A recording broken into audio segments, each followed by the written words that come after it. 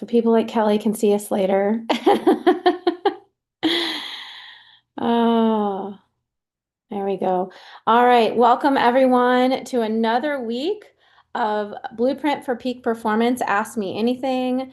I'm Brandi Smith. I'm the founder of Perfect to Know Physical Therapy and Performance Training, as well as the founder of Perfect to Know PT Academy, online courses for coaches, parents, and athletes. Um, we I'm super excited. We're going to keep going down this path of the six sensory motor building blocks today. For those of you who don't know me, I'm a former two-time collegiate gymnast, national championship gymnast. And as a gymnast, I went through my own struggles through mental blocks, fears, nutrition, injuries, lots of injuries, and later became a physical therapist and became fellowship trained. Welcome in, Sean. It's been a while since I've seen you. Come on in. Yeah, so I went through a fellowship training, went through a whole bunch of other stuff. In that process, I also was coaching. So I coached preschool, was a preschool director for a while, and then I coached all the way up to level 10, filling in, never had my own team just because I was always in PT school or college or had a job. So that being said, I feel like God's kind of put me in this place where all of these things have come together. And we now have our Born to Move preschool curriculum program based on neural development, based on all that experience I had. I ran the program more than 11 years ago for the first time with my daughter and a bunch of little infants and toddlers, waddlers and toddlers. And I kept pushing people towards the original. We have a skeleton curriculum from Nurturing Pathways that we use as our base curriculum. And I kept sending people that way because she was doing certifications and stuff. And I had my hands in everything from rec all the way up to elite. And I had other programs going. And when I would present, I started presenting this neural development stuff in 2016 nationally at the USA Gymnastics National Collegiate, oh my gosh, USA Gymnastics National Congress. And that was the first time I presented the Born to Move material. And it was actually called Born to Move. And then we like repackaged it and changed it around. And I taught at multiple congresses since, regional congresses, National Congress, Gymnastics Association of Texas, several different places.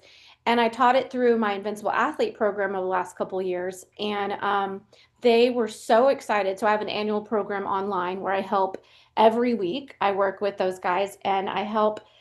It's everything I know. It's everything I've ever known, and it's a bunch of experts we bring in. It is like the gamut of what you would need for performance with any age athletes. We have biomechanics, nutrition, mindset, and sports psychologists coming in. Like other people come in, so we've got guest experts, running coaches. Like we have the whole shebang. And then there's me teaching the core curriculum, which is everything I've ever learned from core all the way down to the fingertips, down to the toes, to the mental toughness stuff that I do through neuroscience and applied neuroscience and everything in between, concussions, jump mechanics, like performance bands, dynamic flexibility, you name it. So anyways, those guys, we've been really close friends. You grow this great relationship with each other, meeting weekly. And they were like, when we went through the Born to Move segment, they were like, we want this at our gyms. And so you guys can thank them because, and I thank all the people that I get to work with because that's who push me to learn more, grow more, and figure out how to implement things. Like, I never thought I'd be a marketing person. I never thought I would be an online course person. I never thought I would figure out what a back-end portal looks like and all this other crazy tool sets that I have. But thanks to you guys, I'm figuring those things out, or how to go live on YouTube. Like, none of that was in my wheelhouse. But you guys push me because y'all want the information, and I'm here to try to fill whatever gaps that God's put me here to fill. If I happen to have the knowledge, then it's here to be shared. So somehow that has to be shared. And it seems like the online platform is the way that we do that easily across the globe. So we have some people that tune in every week from Nigeria and from Uganda and from Dubai, which is super cool. And they message me, and I get to find out about how gymnastics is in all those countries, as well as Egypt, Australia. We've got a lot of countries, and it's super cool to see how gymnastics is changing the world and how we can actually change the world through gymnastics. So that being said, that's my segue into the six sensory motor building blocks and the programs we have coming for you guys. Because I feel like in the world of healthcare and education, between the school systems and healthcare, there's a gap. And there's a large gap of neuroatypical, neurodivergent sensory integration issues that we're seeing across the globe, but really significantly in the United States right now. And they're, with the healthcare system it is, they get cut off. And with the education system, they don't have the time, and they're pressured under, and they don't really, it's a complete paradigm shift to understand that movement, because movement keeps getting cut from the schools, right? So it's, though the foundation, some of the foundations of my learning on sensory integration actually came from Ed Snap. We talked about this last week. The two books that I recommend for movement and sensory integration, and for anyone who's working with children, is Building Better Babies by Roxanne Smalls. She's a physical therapist. It talks about the first 2 years of life and what we can do applicably, like how to apply it. And you can do those movement patterns with any age people. When I first started integrating those things in my practice, I was not working with infants. I was working with children who were at youngest 6, and working up with adults. And I did it, I did some of these movements with 80-year-olds. Still do. I occasionally have a neighbor who's like, hey, I'm having the same. Like, you should crawl. Let me show you. Put some knee pads on and get in your kitchen. And it changes their world, right? It really does. And so Roxanne Smalls, though, she got her education, well, some of her education, she was a PT, so she had other education, but she went through some continuing education with a gentleman named Ed Snap. And Ed Snap had the SNAP approach to physical education. And so he, after he passed, some of the other Gymnastics Association of Texas founders put together all of his notes and a book that he had started. He had not finished it. And it is edited by Darlene Schmidt. So that's how you find it on Amazon. But it's Building Better Learners. Building Better Learners, edited by Darlene Schmidt. She's one of the founding group of the Gymnastics Association of Texas, which has been running more than 75 years. Ed Snap was so amazing. He actually was able to change the state of Texas for many, many years back in the 70s and 80s to where physical education was like truly physical education. And he was helping teach schools and educators across the state of Texas that movement was the answer to the behavior issues. Movement was the answer to the learning issues that children were having back then. And this stayed for more than a decade in the state of Texas because of Ed Snap. And then political processes, budget changes, et cetera, came in, and it has whittled away. And of course, all of you know across the country that the arts are being cut, theater, music, and physical education are being cut. And if you're not in a sport, there are many states that don't even require movement in your day. And the shift has gone towards lots of sitting. So here we have a group of people that need to move because they're already they're coming out neurodivergent. They've developed on this continuum spectrum of neural atypical. And then we have, and they're getting cut off by insurance at times when they still need it. Their nervous system's still there. They're getting cut off and they have nowhere to go.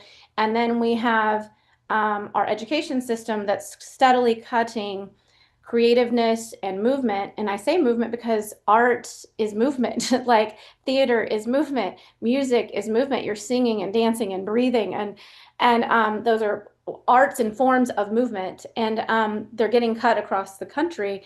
And so now we have this gap of children that aren't moving. And I love Michelle Obama, and I was talking to someone yesterday about how sad it was that her initiative fell to the wayside due to political whatever happened. But she had an initiative to change how our children ate in school. And this is part of all of this, right? Because two pieces come to contributing to childhood obesity and a lot of childhood diseases that are now really rampant that weren't there 10 and 20 years ago. And, that food initiative, she wanted real food in schools. And at my daughter's school, I hate it, but all they have is microwaves. Literally, if you go into the kitchen, it is not a kitchen, it is microwaves. And they're cutting open stuff, and the lunch lady's job is to warm up all these things. And it's like that across the country. Whereas it used to be 10 years ago, they had stoves and they made a home cooked meal in the masses for people to eat. And So we have, this food initiative that got dropped, and then we have this lack of movement, which is a recipe for disease and childhood obesity and childhood disease. And so, where do we bridge the gap? And a lot of times we can sit and talk about all the problems, but it's like that's really not helpful. We know that these problems all exist, but where can we or you help, right? And that is in the gyms, right?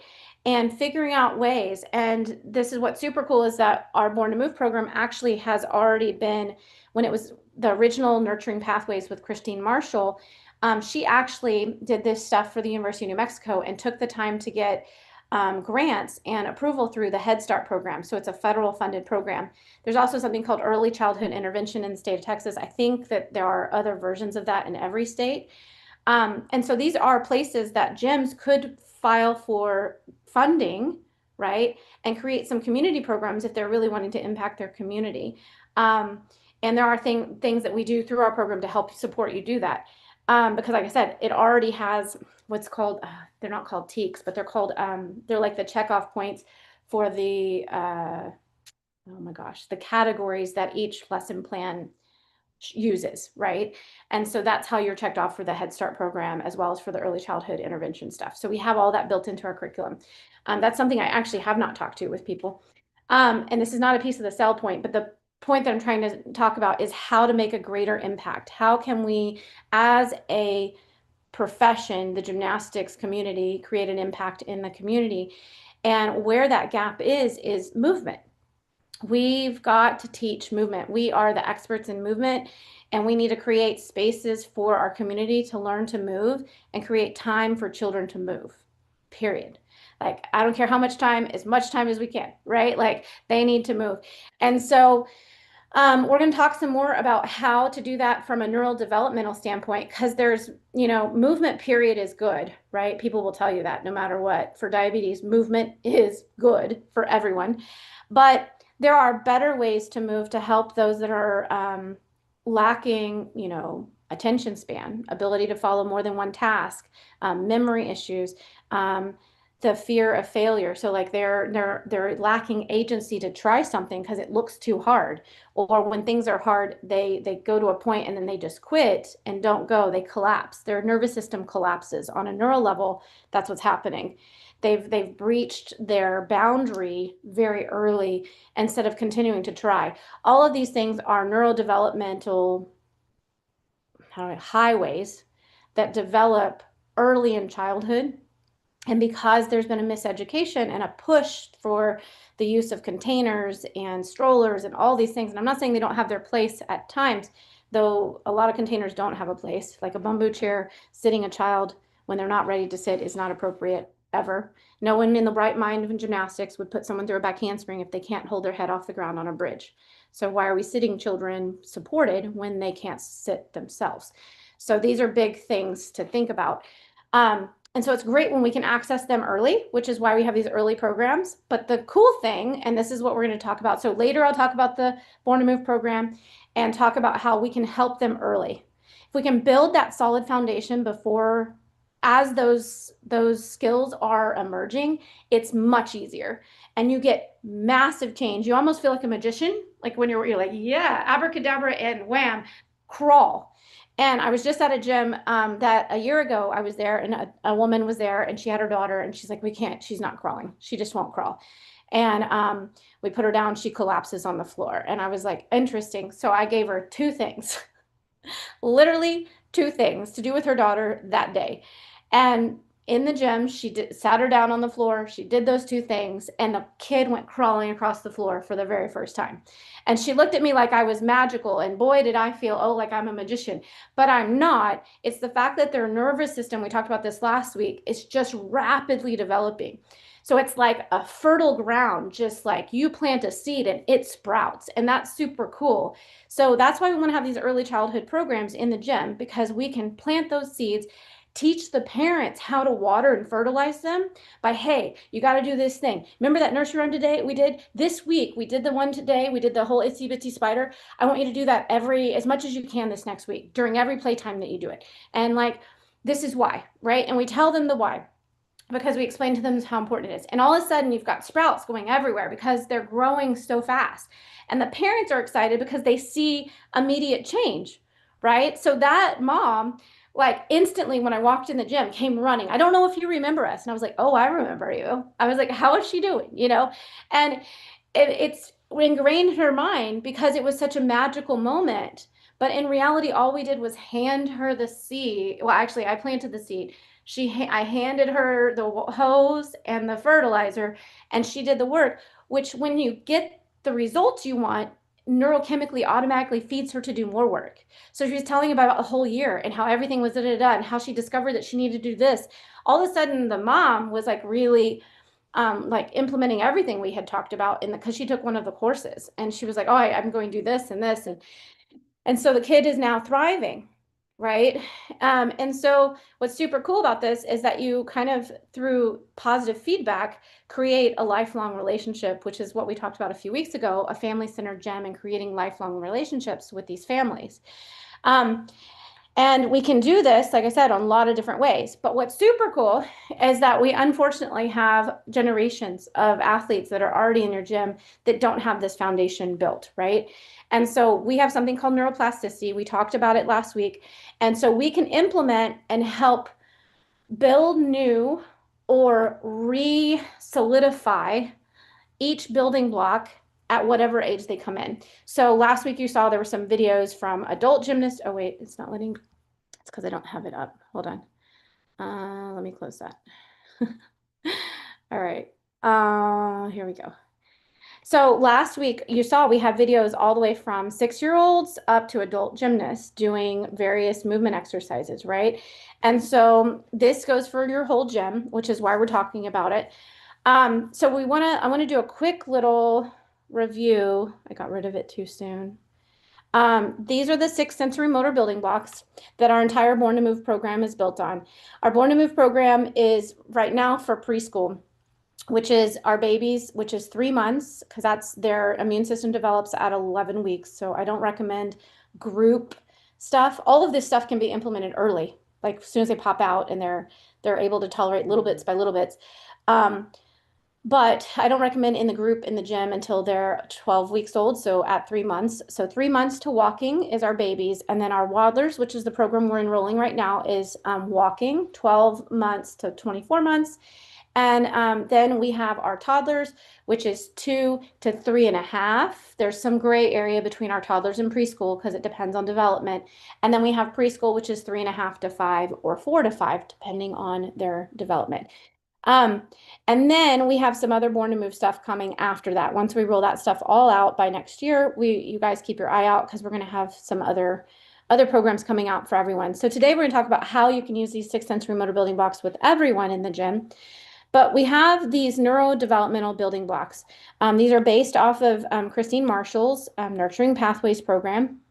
Proprioception is building block 1, which we already talked about, which is our orientation, right? Orientation. Then vestibular, which is our balance system. And then we have our tactile touch, which is how we create our bonding, our sense of security with self and others and the world around us. And these are very important. These are the solid foundation underneath all the other building blocks. Everything builds off of each other. Then we have kinesthesia and our motor patterns. Together, those will help build self-confidence. It's our mind-body connection. And then all of these build into motor planning. So you have to have proprioception and vestibular and tactile touch to gain kinesthesia. These 3 make kinesthesia. Kinesthesia is, I know each individual body part, and the better I can move each individual body part, I can move the whole. And I know oriented with my eyes closed or open. And then we go into motor patterns, which is our mind-body connection, which is where we get our self-confidence. And then motor planning, which is coordinating more than 3 movements in a row, which creates a motor sentence, which is also the same part of our brain that creates language. And so by doing motor planning, which gymnastics is really good at, ever since gymnastics ever been around, obstacle courses, routines, skills, all of those things are motor planning. And those are executive functions like memory, attention to task, impulse control, all those things that are needed for school readiness. And so gymnastics is already really good at motor planning. But the problem is we have so many children coming in with lacking either weakness in these blocks or maybe minimal or no experience in some of these blocks. And so we're building on a rocky foundation. And so now we want to really solidify that foundation. So today we're going to go through and we're going to talk about, we already did proprioception last time. For those of you who talked about neuroplasticity, we did proprioception last time. And we went through and did a few movements that helped with proprioception. I showed you how they helped. Today we're going to talk about the vestibular system. And so the vestibular system is our body's balance system. It's located in the inner ear. It monitors the position and movement of the head in relationship to gravity and our posture. Whoops, I was trying to get into here. I just saw this.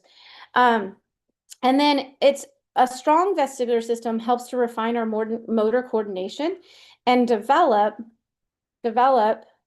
our visual acuity. Oh my goodness, it's not, hold on. And develop our visual acuity, hearing, and ability to sit still.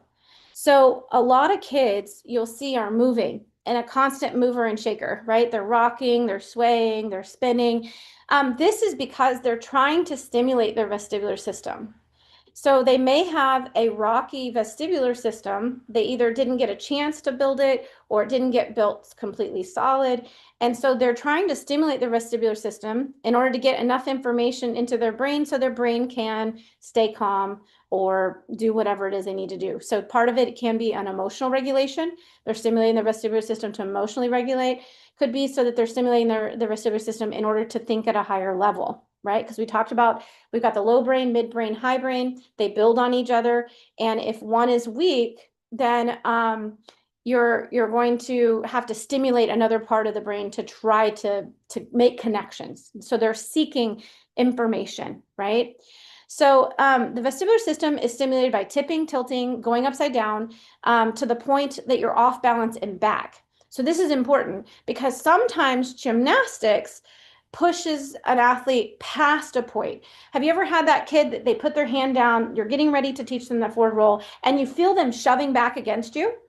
That kid needs a vestibular drill. That kid needs to lay over the ball and bounce, or rock back and forth on the ball a few times. And I guarantee, or hang upside down, and you'll see a drill we do where they follow a stick upside down.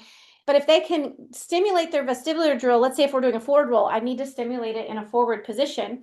If we're going a backwards thing, we need to stimulate it in a backwards position. But what has happened is either one of two things. They've never experienced going in that direction. So what child, when they first do a forward roll or a backward roll, has ever experienced completely flipping over? Very few. So if they had a parent that was a gymnast, that parent probably has flipped them over, right? But if they didn't, then they probably had a parent that holds them here, up here, holds them upright, or maybe bounces them or sways them side to side. But they likely did not have a parent. I was that parent because my daughter loved it and we discovered it really early on. I held her by her feet. She laid on the floor and I would pick her up by her feet and she'd hang and dangle. And she loved to look upside down and look all around, right? So she got a vestibular experience that was upside down. A lot of children don't ever get that. And the first time they experience that is the first time you guys are teaching them a forward roll down the cheese or a backward roll down the cheese mat, right? And if you feel an athlete push back against you when you're trying to roll them forward and you're holding onto their hips to tuck them, or you tuck in their head and you can feel them kicking their head out, those are little nervous system signs saying, whoa, whoa, whoa, this is a position, this is the nervous system putting the brakes on, right? And it's an alarm that goes off. So what's super cool is you can literally, we don't have a picture here and I didn't have a picture of it, but you can lay them over a ball and have them get, and just kind of rock them forward and back. So let's say it's a forward roll, rock them forward and back, and you stop at the point that you feel their body tense up, right? And so this is the thing that gymnastics sometimes does, is it bulldozes over the alarm system in order to get the outcome, right? So you're so focused on doing the forward roll that you bulldoze through the alarm system and say, no, just roll, and you roll them through it. And there's a percentage of athletes, if they have other solid things going on in their nervous system and they had a solid, safe neural experience growing up, like let's say they didn't have any complications in their pregnancy or their birth. Birthing complications really do ingrain stuff in the nervous system. And so let's say they didn't have any of those things, then they might be fine, right? They might be fine and they'll do their next forward roll or their third forward roll or their fourth one, and you won't feel that tension. And they'll get up and they'll smile. But that kid that keeps pushing back on you, so that kid that gets up and smiles and stuff, they had a good neural foundation probably already. They are just doing that pushback because they've never experienced rolling over, right? That other kid who maybe had a more had some complications during the labor and delivery, or maybe there have been other things that have ingrained in their nervous system. Maybe they had a fall when they were little. Like, you don't really know what it is, right? And it doesn't really matter. But that pushback is their alarm system going, whoa, whoa, whoa. And they may be that kid that does that for a long time, and or attritions out of the sport, or they they kind of fight through and they learn how to be alarmed while doing gymnastics, which is not our goal, right? We want gymnastics to be fun, not alarming to my alarm system and scary. And so if we take a little time, and these are some things that some of my preschool coaches, we've been talking, like, oh my God, I didn't even think about that. And so I have a couple gyms that are like, ever since they've taken the program, they've implemented some cool drills to get the athletes prepared to do a full bridge before kids can actually bridge before the age of 5, right? When they're doing supported arching backwards.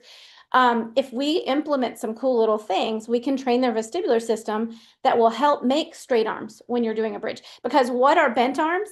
It's a nervous system response. So if you think about, I have a lion in the room. If I have a lion in the room, am I going to be like, yeah, lion, come get me? No, I'm going to protect all my internal organs. So primitive like fight or flight responses look like a flexion response where I'm flexing in, right? So closed hips, closed shoulders, bent arms. So how many of those first time bridge kickovers, the moment they get their leg over the kickover, they bend their arms, right? And you go, no, no, no, don't bend your arms. And you're like shoving them up, right? Like, or the first back walk over, the moment they get here, their arms bend, right? Like as soon as their head gets upside down. These are alarms that are going off that no one has taught us as coaches that, hey, that's actually an alarm going off. And it might be a couple of their systems are not getting enough information. It might be that their vestibular system hasn't had enough training in that transition. It might be that their visual system is having trouble taking in information, how quickly the floor is coming at them. And to protect, you close in, right? Is this making sense, Kelly? Okay, and Sean, is this making sense? Yeah? Okay, good. I'm checking it. I can see a couple faces. I know some of you can't put your camera on, that's okay. It looks like we have Kelly's a pre-team coach, Excel team, developmental compulsory, and I also Excel full Excel team coach. And then Sean's glad to be back. Great. And Sean, you coach boys and girls though, right?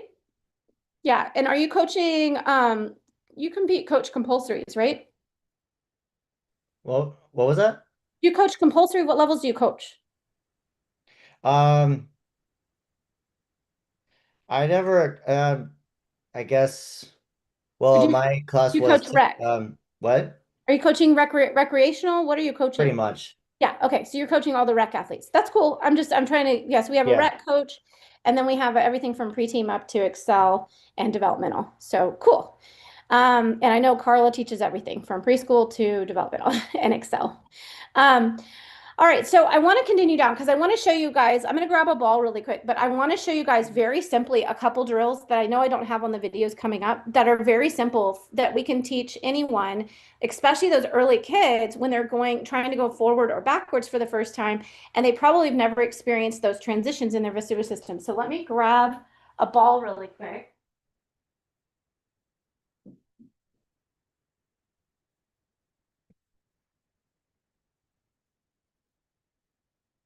And I just want to show you one of the simplest things. Now we do this with infants, which makes it like I said, super fast to make changes.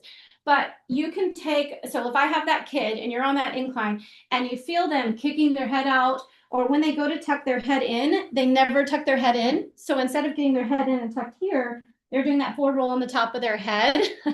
Or when they're doing their backward roll, you can see that they're kicking their head way out. Or you feel them, they're tensing up, right? They're pushing back against the idea of doing something. If you put them just over a ball and very simply have them roll forward and back, by being on the ball, I'm supported and my alarm system can calm down. And then if you have little ones, you want to put your hand, let me grab.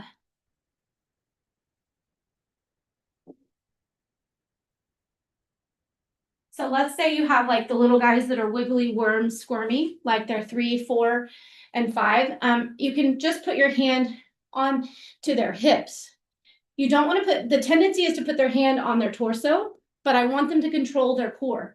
So you put their hands on their hips and maybe you play a game. What it looks like is like grab the beanbag over here. Now put the beanbag into the container. So I've got them here, beanbags here, and a container in the middle. And I'm like, hey, grab a beanbag, put it in the container. Grab a beanbag, put it in the container. And then when you get them there, you can do some little bounces. Just little bounces. And all those things are going to stimulate their nervous system. Now, I'm going kind of fast. You would not go so fast. And if I get to here and the kid starts going, then I'm going to say, okay. And I'm going to go right to that point. Can you reach the beanbag? And if they're older, they'll get kind of excited. And if it's beanbags don't excite them, stuffed animals work, you name it, balls. Balls can sometimes roll everywhere though. So, you know, just going kind of slow and going to the point where that kid, you know, starts to kind of push back. This would be like a station that, you know, maybe you have other stations going on that they're able to do things on, but this would be a station that you would spot at for a little while until you can get the kids, you know, maybe older and get them to where they have to kind of crawl out themselves, right? And you can have them roll. Now for a backwards one, I should have got that video, I didn't think about it. But for a backwards one, you can do the same thing. Put them over the ball and you'll see there'll be some of them are like holding their head up. They're like, they keep their head up like this. And that tells you their vestibular system's not used to going backwards. So just go to the point and ask them to like look at something. Find the whatever behind you, right? Find the whatever behind you. So now my ear has to go back here. And then once they get comfortable, which they will in a couple of them, right? And you'll probably have to spot the little guys. But once they get comfortable, then you can even have them like, okay, grab a beanbag over here. Can you put it in the bucket in the middle? And then grab a beanbag over here. And can you put it in the bucket in the middle? Now notice that my range of where the beanbags are is only like here to here. You can start to kind of make it more challenging out even further, but not at first because you'll freak out their nervous system. So it's a matter of just kind of going a little by little so that they start to feel those experiences. One of the drills, I'll go ahead and give it to you guys. I have a video of it. One of our gyms did it. You can do it over the octagons is actually better. I don't have an octagon here. I have a barrel. It's way too big. We have to put like mats up for little guys for that barrel, but you can use a small barrel or a mailbox, preschool mailbox, or an octagon. And what you have them do is just reach back over the barrel. And I can't even do it because this is too small. I put my arms all the way straight on the ground. And then I just have them sit up. And when you're back here, you're going to have them, when you get to here, you're going to have them rock off and then rock back down. And what, this is not really good. I wish I could show you guys. But when you're rocking them back, their hands should go flat on the ground because the octagon would be bigger, right? When you rock them back flat on their hands, push tall and straight through your arms. This is for the before they have a bridge. This is like the 3 and 4-year-olds, 5-year-olds experiencing going backwards, pushing straight into their hands, putting weight through their hands, but not all their weight because they're on the octagon and you're helping them. And you're teaching them that it's safe to go backwards and push with straight arms. And so you're teaching the beginnings of a bridge and a bridge kickover and a back handspring before they can do a bridge that, you know, unsupported. So does that make sense, Kelly? Okay, good. Yeah, I have a video somewhere, but I don't think I have the rights to show it. So sorry. Um, Tried to do the best I could with what I got here. So vestibular system, let's continue down the path. So I want to show a couple drills on how, get rid of this guy. So this is a couple different, there we go. A couple different exercises that you can do for the vestibular system. So this one, she's just going to look up into the side and bounce on her toes. So you can do it looking up into the side, you can do it looking straight up, and you can do it looking up to the opposite side.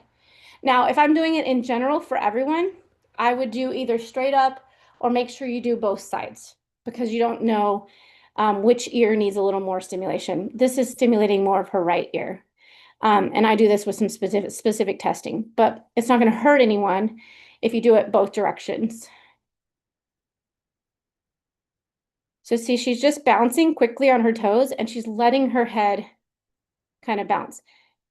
And you'll see some kids who really need to work on this, their arms will get tense. They'll fist up their hands sometimes. They'll get off balance, they'll step. And if those things are happening, they really definitely need more work on it. Now, some athletes just need refinement, like she just needs refinement. Now, this is another exercise for going forward. So those athletes who kick their head out when you do a kip, right? That's a vestibular issue a lot of times. Their head doesn't know how, with that amount of speed, it doesn't know how to get forward over, and they need more information in the vestibular system. Kids who are having trouble with front tucks, kids who have their head out on handstands, anyone who's kicking their head out when they're going in a forward motion, this is a really good one to do. What she's doing is she's got a stick with a letter on it. So she's got a stick with a letter on it. Now you can use your pencil, but you also can use like popsicle sticks and write a letter on it. The letter just makes your eye have to work harder, right? So you're like, oh, that's a letter E or an A or whatever it is. You can do it with just your thumb. You just need a target to look at. So we're stimulating both the vestibular system and the visual system.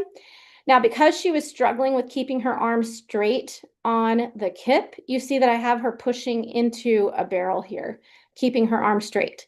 Sometimes if I'm not worried about straight arms or whatever, or I just need them to get something better, I'll just let them hang and not have their hand on anything. But what she's doing is she's going to follow the stick towards her belly button, and you'll see her head is curling. But she doesn't follow the stick on the way back, only forward. Yeah. And then you also can do something very simple, which is, let me show you these two, the VOR. So another simple thing you can do with a thumb or with a popsicle stick with a letter is just have them shake their head no and keep their eye on the target, whatever the target is. Shake their head no. And so you should notice if I get close, watch my eyes. If I go close, my eyes stay on the target. Then you're going to look up and down 10. And I always do 10 and 10 because inevitably they try to stay straight and they start drifting. So we're if I'm drifted over here, I'm working more things over here. So I want them to stay centered, but since they always drift, I do 10 and 10. I have them switch hands. And so you can go like this. And then you also want to say yes. Different parts of the nervous system. And then we can make this more challenging by what we do with their feet here, like hip width apart, feet together, feet on a tightrope. Be sure to switch feet if you do it that way. You can stand on one leg and do it. Like there's all kinds of things to make it more challenging. But believe it or not, just the basic use of it, especially even with other like higher level athletes, the basic use of it will make a big difference. And again, there's no harm in doing it. Oh, one more thing is the convergence and divergence. So the other thing that you want to do is, if you think about it, everything in gymnastics is coming at us and moving away. I'm running at a large vault. So an athlete who stutters their step may have some visual system things affecting them. Like it may be that their eyes are trying to adjust at what rate and speed is the vault coming at me and how far is it so that I'm ready to hit it, right? Or that I'm ready to do the round off to the runway. and my feet onto the board, right? So, or not my feet, sorry, the round off, yeah, the round off into the runway and my feet onto the board and then hands onto the, for the Yurchenko, right? It could be also just like the little ones trying to bend down to look, to do a forward roll on the beam or on the floor. Even a cast handstand, you're moving away from the bar and then back close to the bar. So every object in gymnastics is coming towards and away, which is called convergence and divergence in the visual system. So if you just have them hold a popsicle stick or use your thumb, you come towards and then back away. And you come towards and then back away. And what's happening is, and so I'm gonna see if I can do it and just watch my thumb. So if you watch my eyes, they're gonna come and kind of cross, and then they're gonna come and go wide.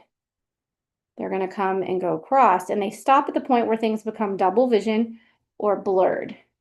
So you should see my eyes go from here to in and back, right? And so again, I do 10 and then 10 with the other hand. So these are just some like cool little vestibular drills that are actually really powerful, can change a lot of things. They can help you with fear. They can help you with that pushback you're getting. And so to show some differences, I wanted to show you, here's a kid doing cast handstand. Here's his pre-test.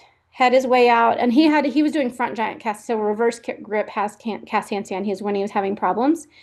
And so you can see he's got this nice arch. So then he hung and he did the same drill she just did, where he followed it in and came back.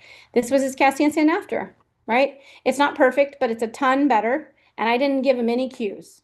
I just said, go for the cast handstand, right? Now, granted, he was strong enough. You still have to do your basics. This isn't going to give you strength you don't have if you haven't done push-ups or you can't hold a handstand, right? Stuff like that.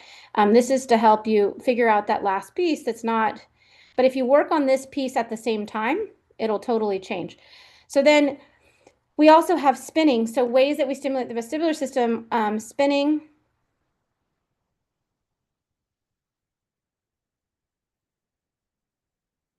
And you'll see this is called a dizzy disc. And so she's just spinning each direction. Sometimes I do it on a hammock, a silk hammock, right? Aerial silk hammock. And you can hang those from the bars. And then I spin them. And she's got her eye. We're doing something special with her eyes. But we can swing. So I'm swinging and spinning, right? Trying to simulate some various movements where we're having some problems, okay? Be it a pack or a bell, or be it that we're having trouble with twisting. But part of what she's working on is both the vestibular system, the visual system's having to look, she's looking over here at a letter. She's having to spot for things, and her eyes are having to converge and diverge. So there's a lot happening there. But I wanted to show, I think I'm actually realizing we may have seen some of this, but I think we went through it really fast last time. So this was her pre-test where I'm pushing to see what her trunk strength looks like. This is one of the tests, and so she's not too bad looking forward, but when she looks up, she's super weak. You see her start to use her legs to try to help her. I don't know if we did, yeah, I think we did looking, and we just did looking up. So you can do it looking up, and you can also do it looking down. I love that test because it shows athletes really quickly whether something's worth doing or not, and they get surprised at like 10 seconds. That's her hip strength, which helps her stabilize her legs and her hip, and that's just not very good. She should be able to resist me.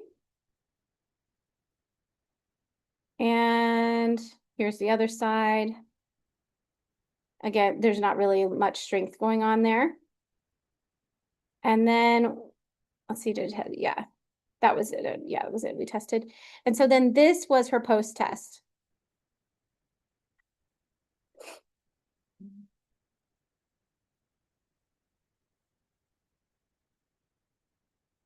A lot stronger. And then I have her look up. A lot stronger.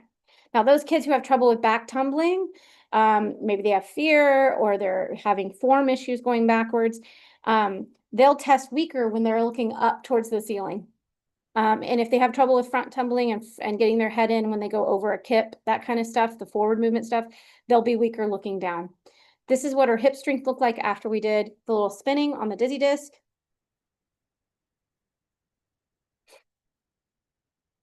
Much stronger, much stronger.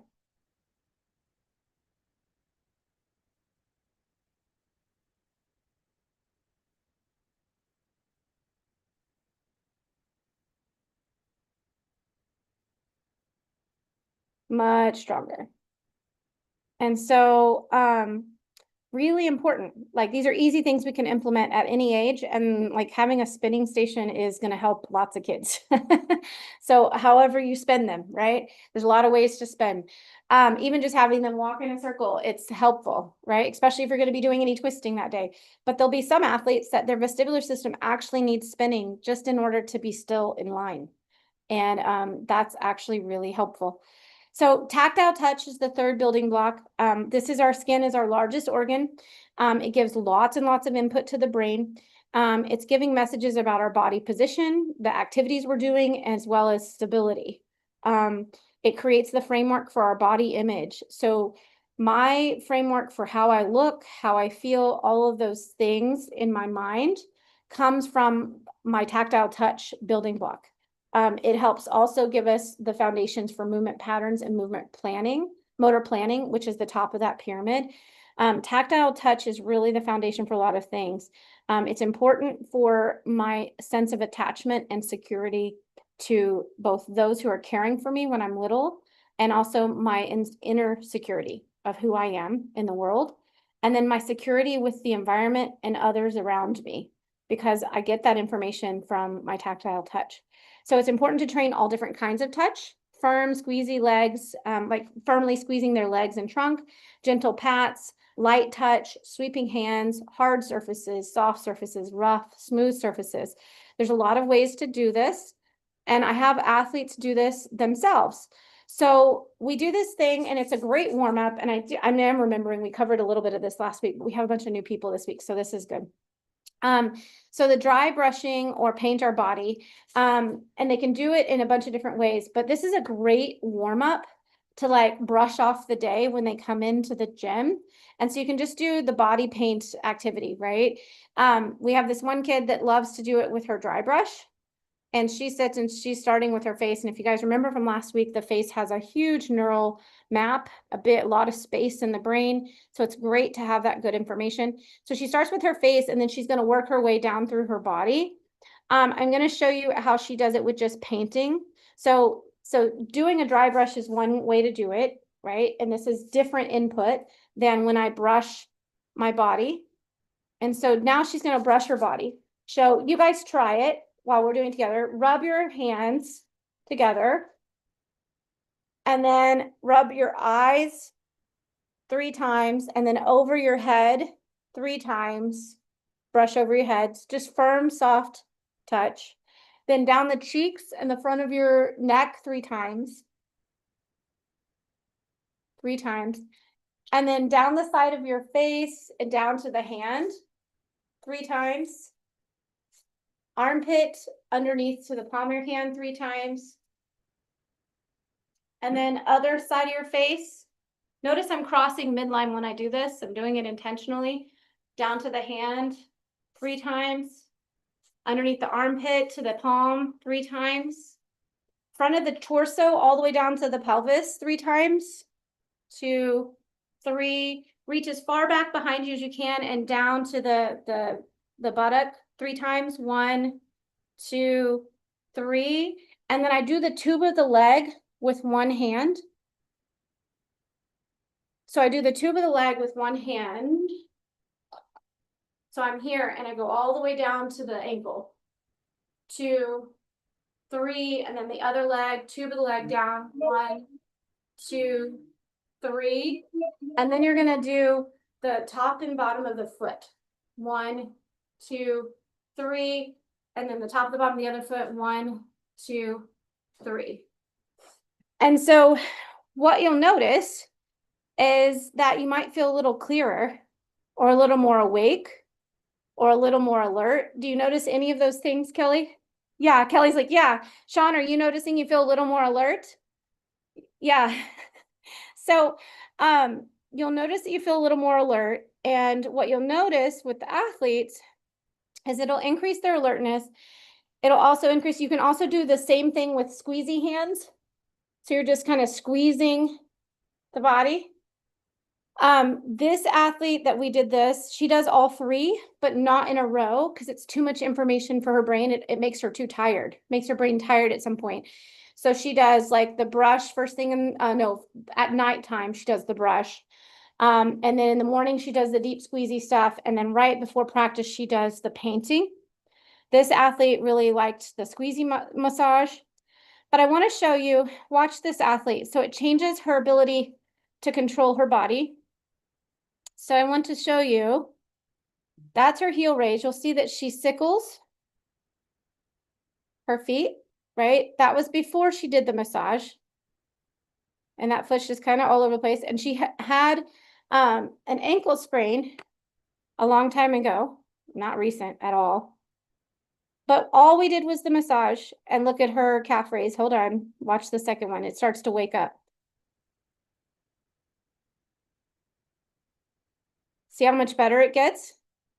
So she's got good foot control just because we woke up her brain. We're basically activating her brain more through the tactile touch. So I wanted to make sure, yeah. So now the next part I wanted to go through is the kinesthesia. And then I think what we'll do is we'll spin, actually, what we're going to do is next week we'll go through the last three building blocks, kinesthesia and motor patterns and motor planning. And so we'll wrap up the 6 sensory motor building blocks next week. We have the room to do that. All right. Does that sound good to everybody? Wrapping up the motor building blocks next week? Okay, cool. Well, then let's show you guys. I want to show you guys a little bit about the program and how we use this. So I showed you how you can use this with everyone, but you might be like, well, how do we like start this? How can we integrate this stuff with little guys so we can make a greater impact, right? And create these long-lasting relationships with our community and with families. So we have our Born to Move preschool curriculum. Our motto is to move to learn, play to grow, because we need to move in order for our brain to learn. And we know if we make it fun, then there's this huge happy neurochemical dump and it helps us grow and thrive even better. So it's a structured program. It starts from 3 months old, and then we have up to 5 years old, the whole preschool program. We are rolling it out in sections. And so you get in per age group is how it's sold. It's sold in segments. And so the reason we do that is because I don't want to do injustice to each age. We need to spend time talking about the gross motor development. We're going to give you all the why behind it as part of our live training.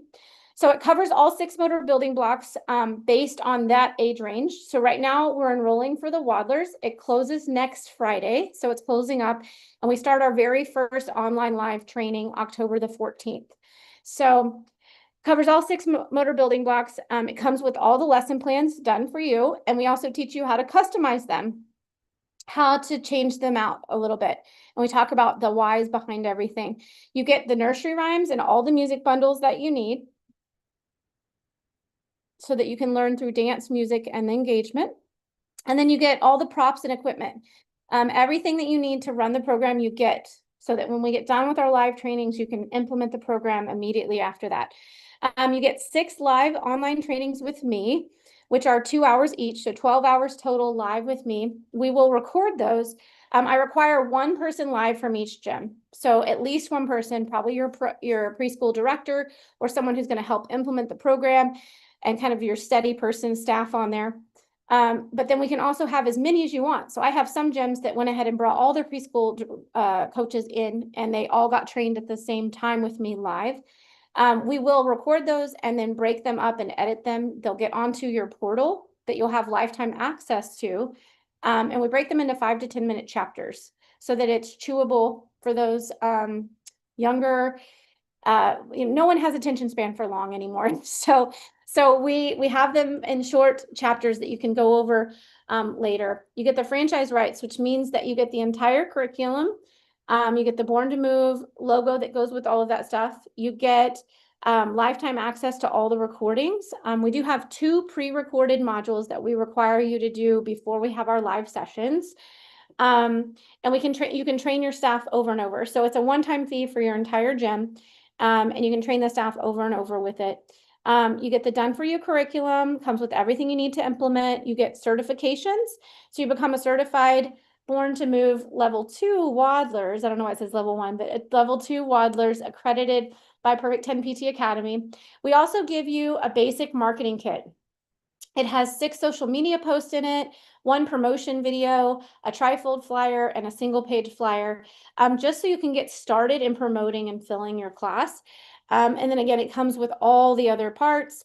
It pays for itself in about 6 months or less. We did the math. If you have 10 new kids in the program that you charge, let's just say $60 a month, it'll pay for itself in 6 months or less. Let's see, did we cover everything? Yeah, covered all that. So here's the QR code so that you can kind of check it out. If you want to be the change in your community and impact more children in your community, click the QR code right here. And I want to hop over and show you guys. So the QR code will take you over to here where you can come and sign in and sign up. And we talk about all things we just talked about there. And we have why everyone's loving it. They love it because it's a new revenue stream. We do divide out. The waddlers are 1 to 2 year olds, and then we have our toddlers, which is our 2 to 3.5 year olds. We divide them out because neurodevelopmentally, they are in different stages. They need different things. So our program is very honed in on the neurodevelopment, which is disguised in a lot of fun activities, a lot of fun nursery rhymes and dancing and movement. And all throughout it, we're teaching your staff how to trickle in the why and the gross motor development, the normal development for the parents. So the parents understand why it is important that we're doing these things. We're not just running around in gymnastics to have fun for 1 hour. We're teaching you some things you need to implement at home so that your kids get more of a chance to thrive.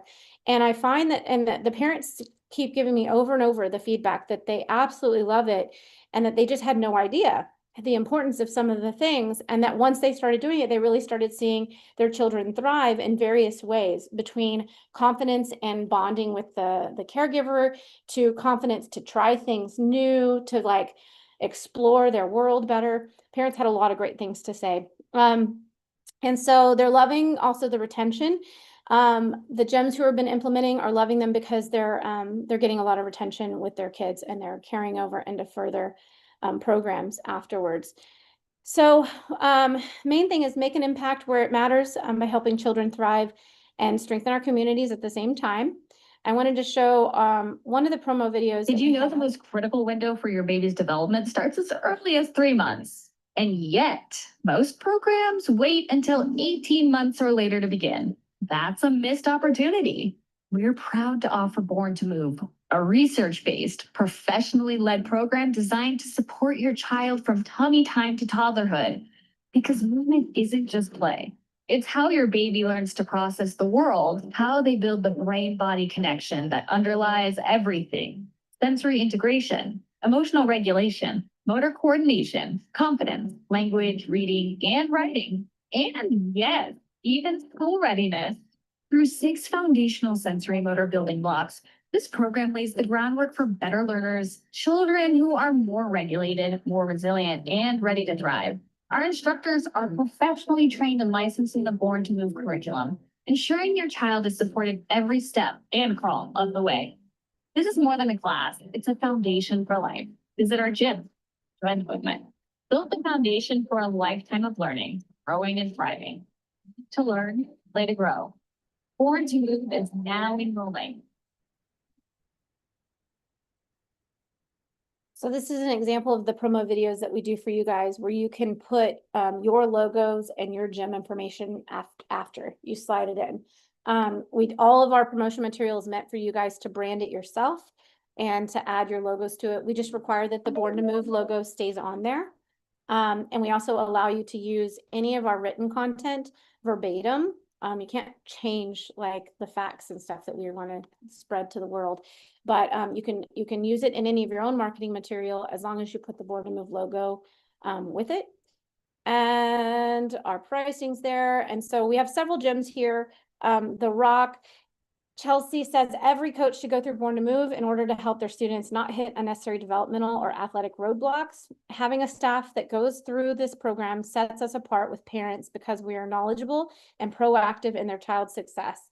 It's 100% worth the investment. And then we had Sue at Olympia. She said the Born to Move completely transformed the way I approach teaching and thinking about the age children can start in my program.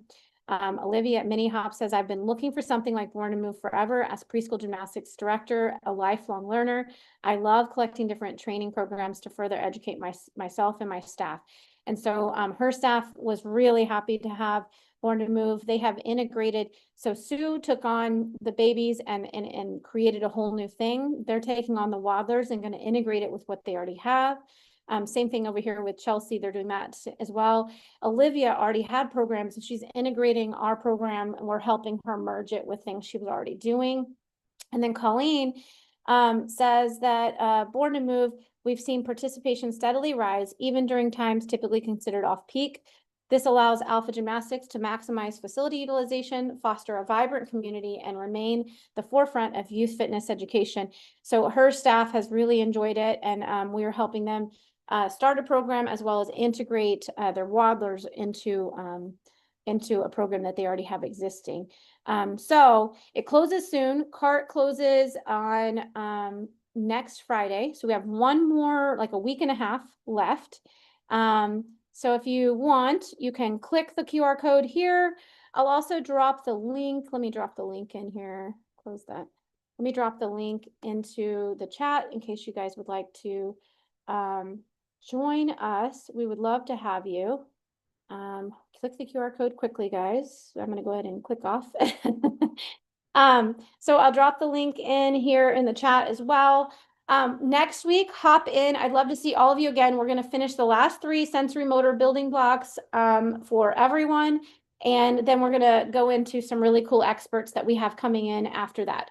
So our CART closes for those who would like to enroll for the Born to Move program. The CART closes this next Friday. So October the 10th is when the CART is going to close. If any of you are interested, go ahead and drop your information in a direct message for me. I'd love to connect with you, talk more about your preschool program, see how we can support you. We do offer financial plans if needed as well, because I don't want that to be a reason why people can't take advantage of the program. So you can direct message me real quick, or I will send you my number in the chat, and you can shoot me a text and we'll hop on a call and I can talk to you about your program. So I just dropped my number there in the chat. Next week, we will wrap up the last 3 sensory motor building blocks. And then we're headed into some cool expert stuff once the CART closes with the Born to Move stuff.